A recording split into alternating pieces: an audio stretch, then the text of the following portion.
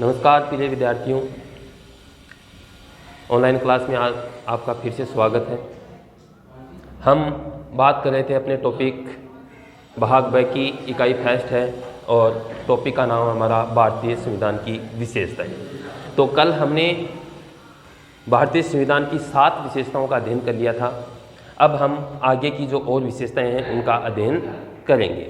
तो उनके अंतर्गत हमने मूल अधिकार और नीति निर्देशक तत्व हैं वहाँ तक अध्ययन कर लिया था। अब अपन चलते हैं मूल कर्तव्य। तो अगली विशेषता है 8वीं विशेषता है मूल कर्तव्य।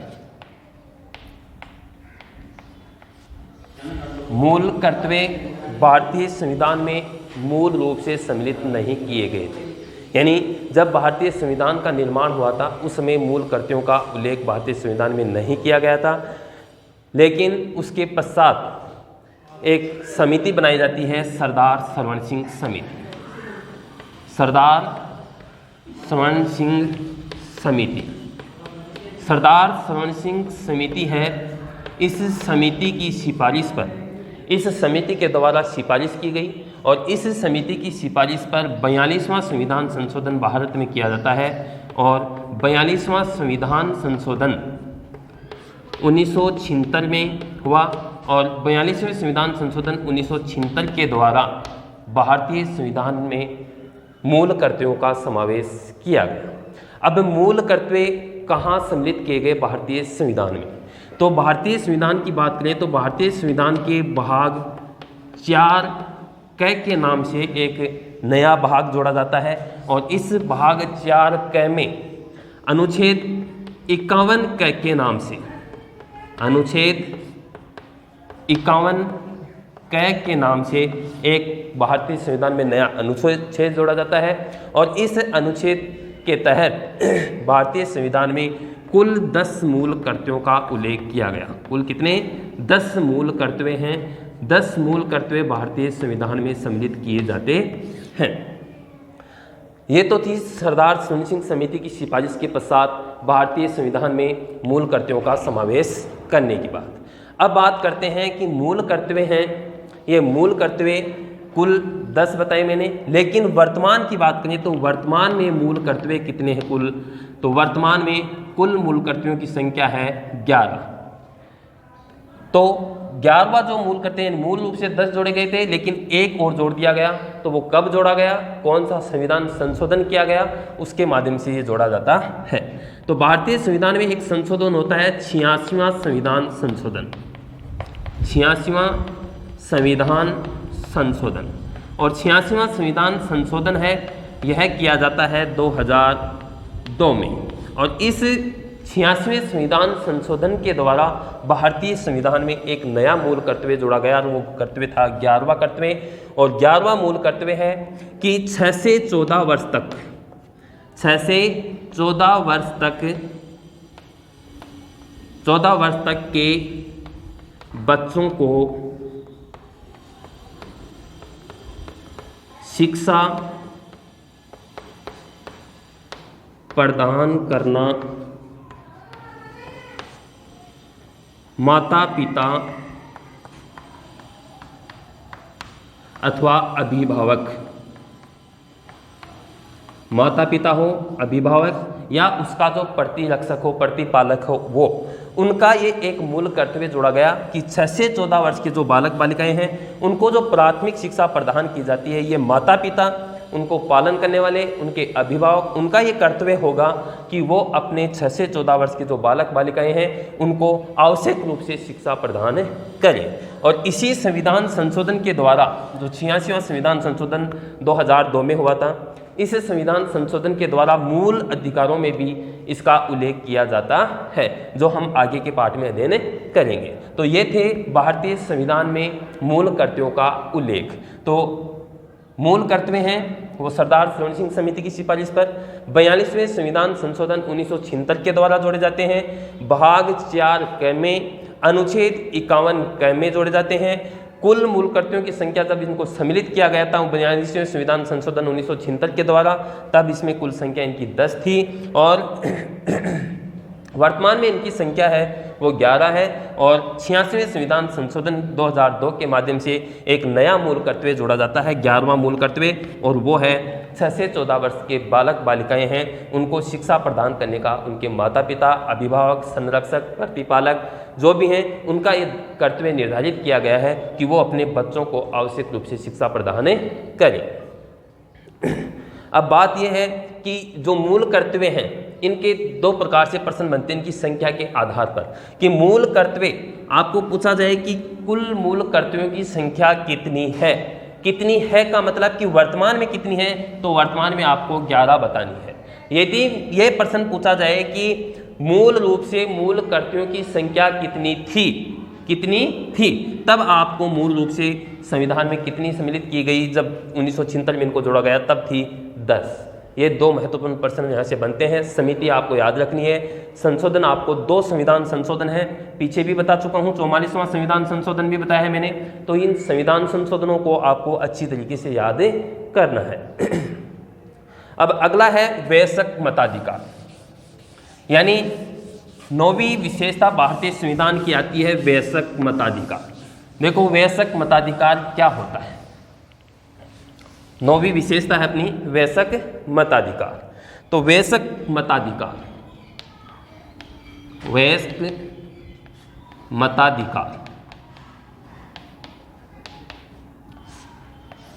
देखो प्रत्येक वयस्क नागरिक, यानी भारत देश की बात करें तो भारत में प्रत्येक वयस्क नागरिक अर्थात जिसने वर्तमान समय की बात करें जिसने 18 वर्ष की उम्र प्राप्त कर ली हो तथा मतदाता सूची में अपना नाम दर्ज करवा लिया हो, ऐसा प्रत्येक भारतीय नागरिक है उसको समान रूप से वयस्क मताधिकार, मत का अधिकार उसे प्रदान किया गया है। अर्थात वह सरकार चुनने में, अपने प्रतिनिधियों को चुनने में भागीदारी ले सकता है जिसने अपनी उम्र 18 वर्ष प्राप्त कर ली हो और वह अपना मतदाता सूची में नाम दर्ज करवा लिया हो।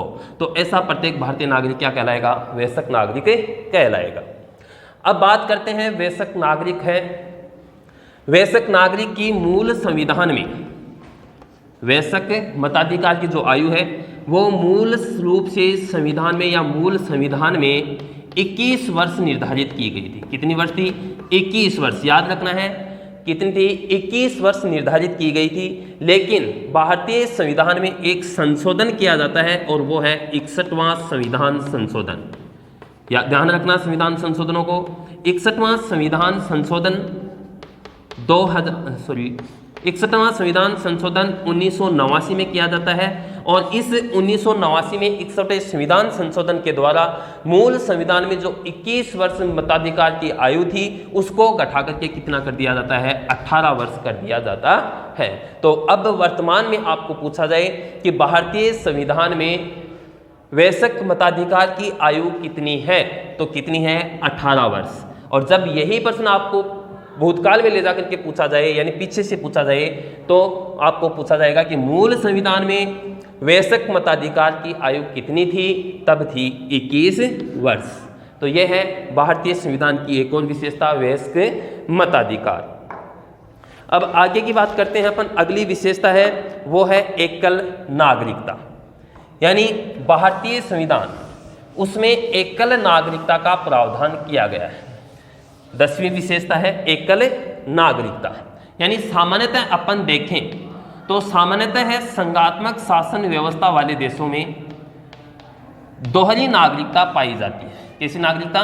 दोहरी नागरिकता। दोहरी नागरिकता का मतलब कि जैसे बात करें अपन अमेरिका की, अमेरिका की बात करें तो अमेरिका है, अमेरिका में एक तो अमेरिका खुद की यानी अमेरिका जो देश है उसकी नागरिकता होती है और एक वहाँ का जो राज्य होता है उसकी नागरिकता प्रत्येक नागरिक को प्राप्त होती है। यानी सामान्यतः मैंने कहा कि सामान्यतः संघात्मक शासन व्यवस्था वाले देशों में, कौन से देशों में? संघात्मक शासन व्यवस्था वाले जो देश हैं या संघात्मक शासन जिस जहाँ पर पाया जाता है वहाँ पर दोहरी नागरिकता पाई जाती है। कैसी नागरिकता? दोहरी नागरिकता। और संघात्मक शासन व्यवस्था की बात करें तो अमेरिका है, अमेरिका में दोहरी नागरिकता प्रदान की गई है।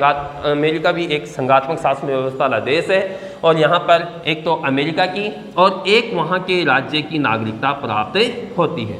अर्थात अमेरिका देश की तो नागरिकता प्राप्त होती है, साथ ही साथ अमेरिका राज्य में, अमेरिका के जो 50 राज्य हैं वर्तमान में, वहाँ पर उन 50 राज्यों में जिस राज्य में नागरिक रह रहा है, जैसे वाशिंगटन है, न्यूयॉर्क है, तो इनमें जहाँ भी जिस राज्य में रह रहा है वहाँ की भी नागरिकता प्राप्त होती है। लेकिन बात करें भारत की, तो भारत है, भारत में भी यूनियन ऑफ स्टेट्स शब्द का प्रयोग किया है, भारत राज्यों का एक संघ है, यानी भारत में भी संघात्मक शासन व्यवस्था पाई जाती है। परंतु भारतीय संविधान निर्माताओं ने देश की एकता और अखंडता को बनाए रखने के लिए, ध्यान रखना, देश की एकता और अखंडता, एकता और अखंडता को बनाए रखने के लिए, अखंडता को बनाए रखने के लिए क्या किया, एक ही प्रकार की नागरिकता अर्थात एकल नागरिकता का प्रावधान भारत में किया गया है। यानी जैसे अपन उदाहरण के तौर पर समझें तो हम राजस्थान के निवासी हैं, कहाँ के, राजस्थान के निवासी हैं, और भारत हमारा देश है। तो जहाँ पर अमेरिका की बात की, अमेरिका है, वहाँ पर भारत आ गया, राजस्थान है, यहाँ पर अन्य राज्य वाशिंगटन है, न्यूयॉर्क है, या अन्य कोई राज्य हैं, उसका नाम आ जाता है। तो भारत में केवल और केवल भारत की ही नागरिकता प्राप्त होती है। भारत में किसी राज्य को, जो 28 राज्य हैं वर्तमान में, उन 28 राज्यों में किसी की भी नागरिकता किसी नागरिक को प्राप्त नहीं होती है। अर्थात हमें मूल निवासी राज्य हमारा पूछा जा सकता है कि राज्य कौन सा है, तो हम राज्य राजस्थान बता सकते हैं, लेकिन हमारी जो नागरिकता है वो राजस्थानी नहीं है, हमारी नागरिकता है भारतीय। हमारी नागरिकता क्या है, केवल और केवल भारतीय नागरिक ही हम जाने जाते हैं, राजस्थानी, गुजराती, पंजाबी ये नहीं जाने जाते हैं। तो इस प्रकार से भारतीय संविधान है, इस भारतीय संविधान में केवल और केवल एकल नागरिकता का प्रावधान किया गया है। अब अगली विशेषता है वो आती है संविधान की सर्वोच्चता। यानी अनेक देशों की बात करें, जैसे ब्रिटेन है, वहाँ पर संसद को सर्वोच्चता प्रदान की गई है। अमेरिका है, अमेरिका की बात करें तो अमेरिका के अंतर्गत न्यायपालिका को सर्वोच्चता प्रदान की गई है। तो अगली है संविधान की सर्वोच्चता। संविधान की सर्वोच्चता, सर्वोच्चता मतलब कि संविधान ही क्या है, सर्वोपरि है, सबसे ऊपर है। क्यों है सबसे ऊपर, क्योंकि जो सरकार के 3 अंग होते हैं, 3 अंग हैं जो सरकार के 3 अंग हैं। कौन कौन से, पहला है व्यवस्थापिका, दूसरा है कार्यपालिका, और तीसरा है न्यायपालिका। न्यायपालिका, तो ये जो 3 अंग सरकार के हैं, ये तीनों अंग अपनी शक्तियां कहाँ से प्राप्त करते हैं, ये तीनों अंग अपनी शक्तियां हैं संविधान से प्राप्त करते हैं। अर्थात इसका तात्पर्य ये हुआ कि भारत में जो शासन व्यवस्था संचालित की जाती है, जो सरकार चलाई जाती है, उन सरकार के जो 3 अंग होते हैं वो शासन व्यवस्था किस आधार पर करते हैं, वो संविधान को, हमारा जो भारत का संविधान है उसको आधार मान करके शासन व्यवस्था संचालित करते हैं। इसलिए अपन कह सकते हैं कि भारत है, भारत में संविधान को सर्वोच्चता प्रदान की गई है। ब्रिटेन है, ब्रिटेन के अंतर्गत सर्वोच्चता की बात करें तो ब्रिटेन में संसद को सर्वोच्चता प्रदान की गई है। किसको, संसद को। क्यों, क्योंकि वहां पर संविधान है नहीं, अलिखित संविधान है, तो यहां पर भारत में संविधान को सर्वोच्चता प्रदान की गई है, जबकि ब्रिटेन में संसद को सर्वोच्चता प्रदान की गई है। बात करें अमेरिका की, तो अमेरिका के संविधान में देखा जाए तो अमेरिका है, अमेरिका में न्यायपालिका को सर्वोच्चता प्रदान की गई है। किसको, न्यायपालिका को। यानी न्यायपालिका है अमेरिका के अंतर्गत, तो वो सर्वोच्च होती है, उसने जो निर्णय दे दिया, जो बात कह दी, वह सर्वमान्य होती है। जबकि ब्रिटेन में संसद ने जो कह दिया, जो कानून बना दिया, वही सर्वमान्य होता है। लेकिन भारत की बात करें तो भारत में जो सरकार के 3 अंग होते हैं, व्यवस्थापिका, कार्यपालिका और न्यायपालिका, इन तीनों अंगों को शक्तियां संविधान से ही प्राप्त होती हैं। इसलिए भारत में संविधान को सर्वोच्चता प्रदान की गई है। अगली विशेषता की बात करते हैं अपन, 12वीं विशेषता में आते हैं, वो है कठोरता एवं लचीलेपन का मिश्रण। यानी भारतीय संविधान है, इसके अंतर्गत भारतीयों ने यहाँ की समय काल परिस्थिति को ध्यान में रखते हुए इस भारतीय संविधान में कुछ संशोधन के लिए कुछ प्रावधान अनुच्छेद हैं, ऐसे हैं जो काफ़ी सरल तरीके से, इजी तरीके से हो सकते हैं, उनको लचीला संविधान हो गया। कुछ इस कारण से उसको लचीला संविधान कह सकते हैं। कुछ संशोधन ऐसे होते हैं जो काफ़ी जटिल प्रक्रिया से उनके लिए गुजरना पड़ता है, इसलिए भारत का संविधान जटिल, अर्थात भारत का जो संविधान है वह कठोर और लचीलेपन का मिश्रण पाया जाता है। कठोरता और लचीलेपन का मिश्रण, यानी भारतीय संविधान में दोनों ही प्रकार की विशेषताएं पाई जाती हैं। लचीलेपन का मिश्रण या अपन कह सकते हैं समावेश, यानी मिश्रण का मतलब दोनों का ही तालमेल बिठा करके भारतीय संविधान में इसको सम्मिलित किया गया है। तो संविधान संशोधन है, उसकी दृष्टि से देखा जाए, रचना की दृष्टि से मैंने दो प्रकार के संविधान बताए थे, एक लिखित संविधान और एक अलिखित संविधान। अब अपन संविधान में संशोधन करने की दृष्टि से देखें कि संविधान में संशोधन है, उसकी दृष्टि से संशोधन की दृष्टि से संविधान दो प्रकार के होते हैं। कितने प्रकार के? दो प्रकार के होते हैं। एक होता है कठोर संविधान और दूसरा होता है लचीला संविधान, यानी एक कठोर हो गया और एक हो गया लचीला संविधान।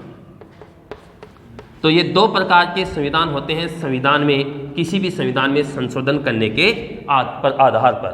तो संशोधन करने की दृष्टि से बोल दो या आधार पर बोल दो, दो प्रकार के संविधान हो गए, कठोर संविधान और लचीला संविधान। अब देखो कठोर संविधान किसे कहा जाता है? ऐसा संविधान संशोधन जिसमें संशोधन के लिए कठोर या जटिल प्रक्रिया से गुजरना पड़ता हो, यानी संशोधन करने के लिए जटिल प्रक्रिया को अपनाना पड़ता हो, वो संविधान होता है कठोर संविधान। जबकि लचीला संविधान कौन सा होता है? ऐसा संविधान संशोधन या ऐसा संविधान जिसके अंतर्गत संशोधन करने के लिए सरल प्रक्रिया है उसको अपनाया जाता है, यानी काफ़ी इजी तरीके से, काफ़ी सरल तरीके से इसमें संशोधन किया जा सकता है, उसमें उसको अपन कहेंगे लचीला संविधान। अब देखो संविधान है, इसमें लचीला कठोरता का हमने अध्ययन कर लिया। अब अपन देखते हैं यहाँ पर कि संविधान संशोधन के कितनी विधियाँ होती हैं, कितने प्रकार से संविधान संशोधन किया जा सकता है। तो संविधान संशोधन है वो तीन प्रकार से होता है। सामान्यतः देखा जाए तो संविधान संशोधन है वो तीन प्रकार से होते हैं। संविधान संशोधन की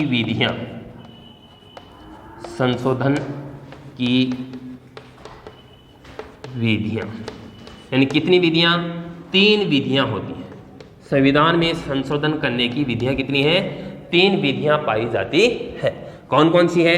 पहली है साधारण बहुमत। साधारण बहुमत द्वारा क्या होता है? संशोधन किया जा सकता है। दूसरी विशेष बहुमत,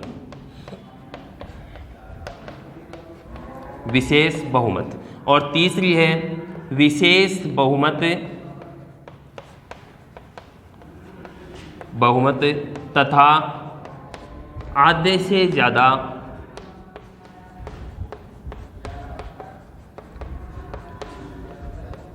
राज्यों की स्वीकृति।